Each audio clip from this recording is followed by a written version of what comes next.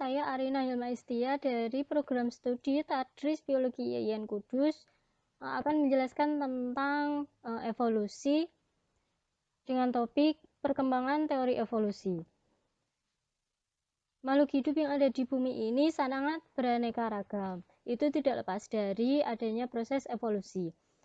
Evolusi dalam biologi sendiri adalah perubahan atau perkembangan makhluk hidup secara bertahap dalam jangka waktu yang lama. Teori evolusi ini banyak dikembangkan oleh para ahli. Di sini saya mengambil dua ahli, yaitu Jean-Baptiste Lamarck dan juga John Charles Avis. Dalam perkembangan teori evolusi Lamarck ini, Lamarck sendiri mengembangkan mekanisme untuk menjelaskan bagaimana adaptasi spesifik berkembang dengan menggunakan dua prinsip. Yang pertama yaitu use and disuse. Nah, gagasan ini menyatakan bahwa bagian tubuh yang sering digunakan menjadi lebih besar dan kuat, sedangkan yang jarang digunakan akan menjadi lemah.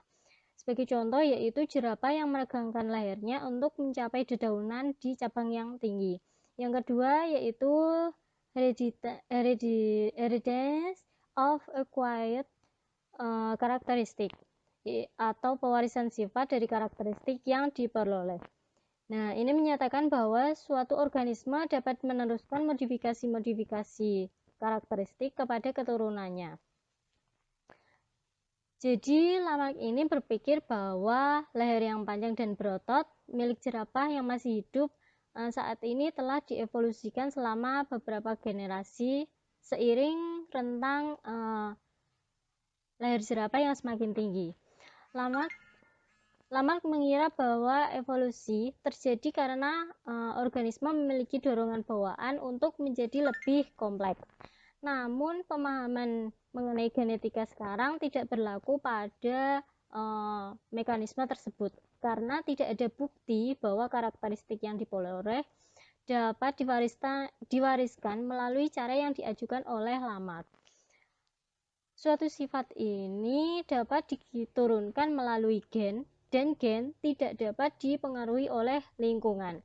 Nah, dari prinsip teori Lamarck ini yang menyatakan bahwa evolusi terjadi karena sifat dapat diwariskan kepada keturunannya tidak dapat diterima karena telah ada eksperimen yang telah dilakukan untuk menyanggah teori tersebut.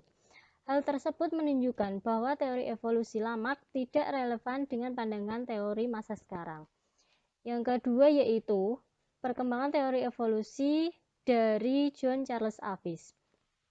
Nah, Avis sendiri memberikan pendapat yang pertama yaitu bahwa spesies yang ada sekarang memiliki leluhur gen yang sama.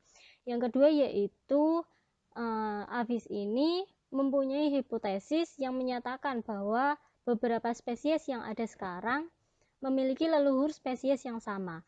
Dari Avis ini tidak menyebutkan leluhur yang sama untuk semua spesies yang ada, melainkan memiliki leluhur gen yang sama. Avis menjelaskan bahwa metode sequence DNA menjadi alat bantu untuk menyusun pohon kehidupan atau tree of life.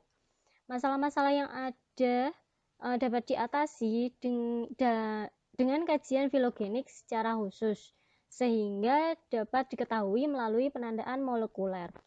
Dalam mengungkapkan asal-usul spesies, dengan adanya teknologi sequence DNA ini atau ilmu genetika dan biologi molekuler, maka hubungan kekerabatan antar spesies dapat diungkap dengan baik.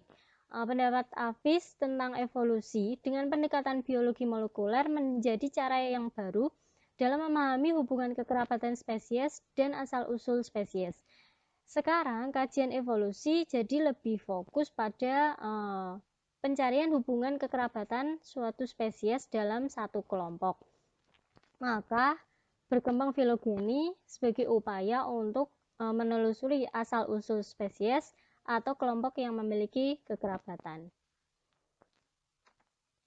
Sekian penjelasan tentang evolusi. Semoga bermanfaat. Terima kasih. Assalamualaikum warahmatullahi wabarakatuh.